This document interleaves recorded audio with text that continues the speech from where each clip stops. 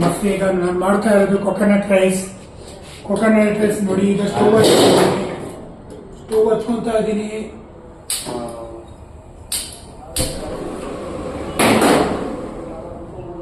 Coconut रैस पर half kilo अर्ध KG coconut रैस ಮಾಡ್ತಾ ಇದ್ದೀನಿ. ಆಯಿಲ್ ಬಂದು 50 ಗ್ರಾಮ್ ಇಂದ 80 ಗ್ರಾಮ್ ಆಯಿಲ್ ಹಾಕಬೇಕು. 80 ಗ್ರಾಮ್ಸ್ ಆಯಿಲ್ ಹಾಕ್ತಾ ಇದ್ದೀನಿ. 80 ಗ್ರಾಮ್ಸ್ ಆಯಿಲ್ ಹಾಕ್ತಾ ಇದ್ದೀನಿ. ಈಗ 80 ಗ್ರಾಮ್ಸ್ ಆಯಿಲ್ ಆಮೇಲೆ ಜೀರಿಗೆ ನೋಡಿ, ಜೀರಿಗೆ ಹಾಕ್ತಾ ಇದ್ದೀನಿ. ಜೀರಿಗೆ ಬಂದು 2 ಸ್ಪೂನ್ ಹಾಕಿದ್ರೆ ಸಾಕು. ಆಮೇಲೆ ಬಂದು ಸಾಸಿವೆ 1 ಸ್ಪೂನ್ ಸಾಸಿವೆ ಹಾಕ್ತಾ ಇದ್ದೀನಿ ನೋಡಿ. ಸ್ವಲ್ಪ ಹೀಟ್ ಕೊಟ್ಕೋಬೇಕು. ಇದಾದ್ಮೇಲೆ ನೋಡಿ ಕಡಲೆಬೇಳೆ ಹಾಕ್ತಾ ಇದ್ದೀನಿ. ಕಡಲೆಬೇಳೆ ಬಂದು 50 ಗ್ರಾಮ್ ಸ್ವಲ್ಪ ಹೆಚ್ಚು ಕಮ್ಮಿ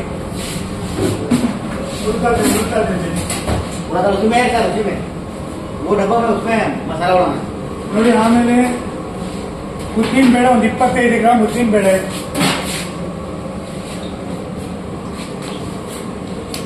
ಸೊ ಎಲ್ಲ ಆದ್ಮೇಲೆ ಇವಾಗ ನೋಡಿ ಆಯಿಲ್ ಫ್ರೈ ಮಾಡ್ಕೊಂತ ಇದ್ದೀನಿ. ಎಲ್ಲ ಒಂದು ಕೆಂಪು ಕಲರ್ ಬರೋ ತನಕ ಆಯಿಲ್ ಫ್ರೈ ಮಾಡ್ಕೋಬೇಕು.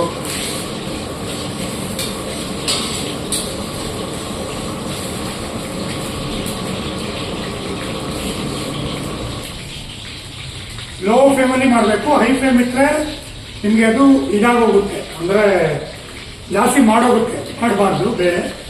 ಸೊ ರೆಡ್ ಕಲರ್ ಬರಬೇಕು, ಲೋ ಫ್ಲೇಮಲ್ಲಿ ಇರಬೇಕು. ಆಮೇಲೆ ಇವಾಗ ನೋಡಿ ಇದಕ್ಕೆ ಲೈಟ್ ಆಗಿ ಒಂದು ಪಿಂಚು ಇಂಗು, 1 ಪಿಂಚ್ ಆಫ್ ಇಂಗು.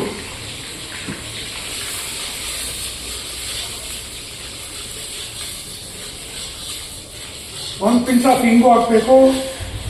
ಆಮೇಲೆ ಕರಿ ಲೀವ್ಸ್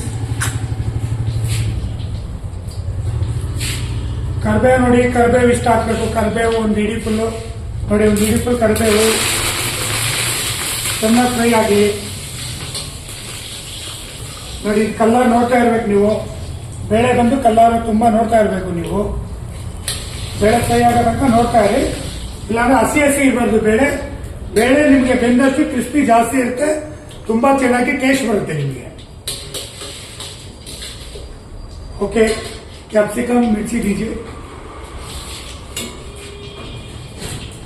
ನೋಡಿ. ಈಗ ಆಡ್ ಮಾಡ್ತಾ ಇದ್ದೀನಿ ಕ್ಯಾಪ್ಸಿಕಮ್ ಅಂಡ್ ಗ್ರೀನ್ ಚಿಲ್ಲಿ. ಜಲ್ದಿ ನೋಡಿ. ಕ್ಯಾಪ್ಸಿಕಮ್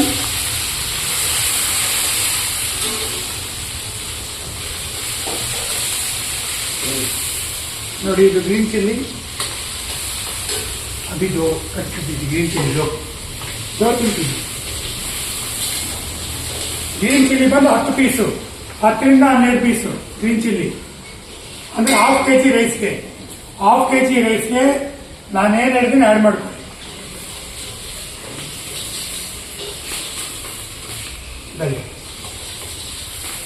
ಚೆನ್ನಾಗಿ ಫ್ರೈ ಆಗಬೇಕು ನೋಡಿ. ಬೇಳೆ ಈ ಕಲರ್ ಇರಬೇಕು, ಕೆಂಪು ಕಲರ್ ಇರಬೇಕು ಬೇಳೆ.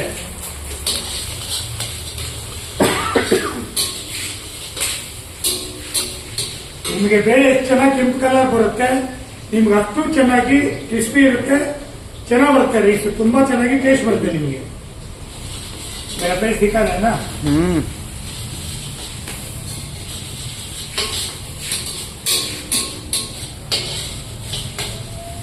ಕರೆಕ್ಟಾಗಿ ಒಂದು 5ರಿಂದ 10 ನಿಮಿಷ ಚೆನ್ನಾಗಿ ಬೇಯಬೇಕು, ಫ್ರೈ ಆಗಬೇಕು. ಫ್ರೈ ಆಗಬೇಕು. ನೀವೆಷ್ಟು ಚೆನ್ನಾಗಿ ಫ್ರೈ ಮಾಡ್ತೀರಾ ಅಷ್ಟು ಚೆನ್ನಾಗಿ ಬರುತ್ತೆ ರೈಸ್.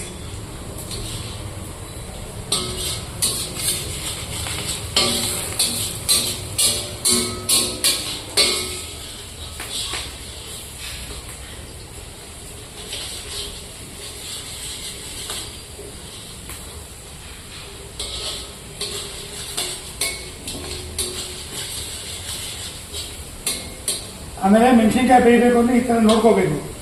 ಈ ತರ ಪ್ರೆಸ್ ಮಾಡಬೇಕು. ಆಯಿಲಲ್ಲಿ ಬೆಂದಿದೆ ಅಂತ ನೋಡೋದಕ್ಕೆ ಈ ತರ ಪ್ರೆಸ್ ಮಾಡಬೇಕು. ಅದು ಇನ್ನೂ ಆಗಿಲ್ಲ, ಆದಾಗ ಫುಲ್ ಮೆತ್ತಗೆ 2 ಪೀಸ್ ಆಗುತ್ತೆ. ಆದಾಗ ತೋರಿಸಿ ನೋಡಿ ಅದನ್ನು.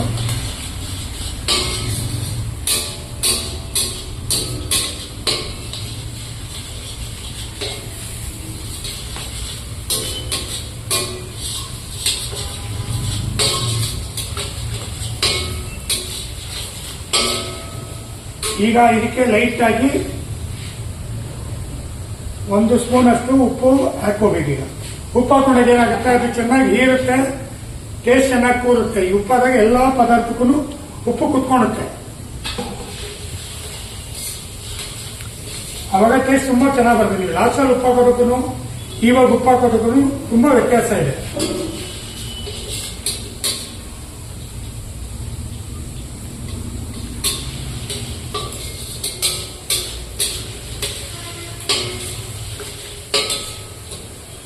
ನೋಡಿ, ಟೆಸ್ಟ್ ಮಾಡ್ತಾ ಇದ್ದೀನಿ. ಮೆಣಸಿನ್ಕಾಯಿ ಆಗಿಲ್ಲ, ಇನ್ನೂ ಆಗಿಲ್ಲ, ಚೆನ್ನಾಗಿ ಫ್ರೈ ಆಗಬೇಕು.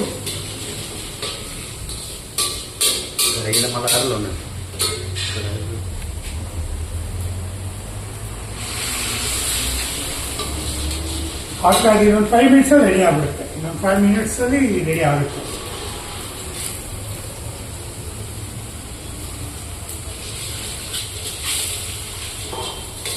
ಈಗ ಇದಕ್ಕೆ ಕೊಕೊನಟ್ ಆಡ್ ಮಾಡ್ತೀನಿ. ಕೊಕೊನಟ್ ಬಂದು ಅರ್ಧ ಕೊಕೊನಟ್ ತೊಗೊಂಡಿದ್ದೀನಿ. ಅದರಲ್ಲಿ ಆ ಕೊಕೊನಟ್ ಅಲ್ಲಿ 1/4 ಭಾಗದಷ್ಟು ಇದಕ್ಕೆ ಆಡ್ ಮಾಡ್ತೀನಿ. 1/4 ಭಾಗ.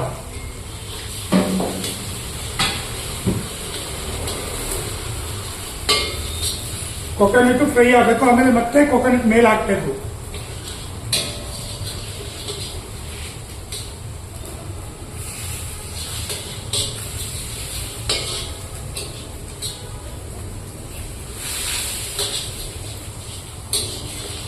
ಈಗಾಗಿದೆ. ಆಫ್ ಮಾಡ್ತಾ ಇದ್ದೀನಿ ನೋಡಿ. ರೈಸ್ 1/2 kg ರೈಸ್ ಹಾಕೊಂತಾ ಇದ್ದೀನಿ. 1/2 kg ರೈಸ್ ನೋಡಿ. ಇವಾಗ ಇದಾದ್ಮೇಲೆ ಮತ್ತೆ ಮಿಕ್ಕಿದ ಏನ್ ಕೊಕೊನಟ್ ಇತ್ತು ಟೋಟಲಿ ಆಡ್ ಮಾಡ್ತಾ ಇದ್ದೀನಿ. ಅರ್ಧ ಫಸ್ಟ್ 1/4 ಭಾಗ ಯೂಸ್ ಮಾಡಿದ್ದೆ, ಈಗ ಮತ್ತೆ 1/4 ಭಾಗ ಹಾಕ್ತಾ ಇದ್ದೀನಿ. ಸೊ ಆಯ್ತು.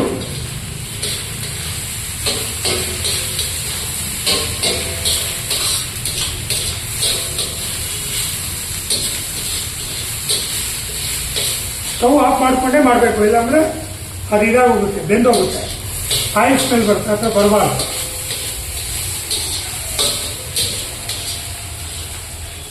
Coconut rice ready. ನಿಮಗೆ ಉಪ್ಪು ಏನಾದ್ರು ಬೇಕಾದಲ್ಲಿ ನೀವು ಟೇಸ್ಟ್ ಮಾಡಿ, ಮತ್ತೆ ಬೇಕಾದ್ರೆ ಆ್ಯಡ್ ಮಾಡ್ಕೊಂಡು ನೀವು ಮಾಡ್ಕೋಬಹುದು. ಪರ್ಫೆಕ್ಟ್ ರೆಡಿ ಇದೆ coconut rice. Serve all. Thank you so much. Thank you.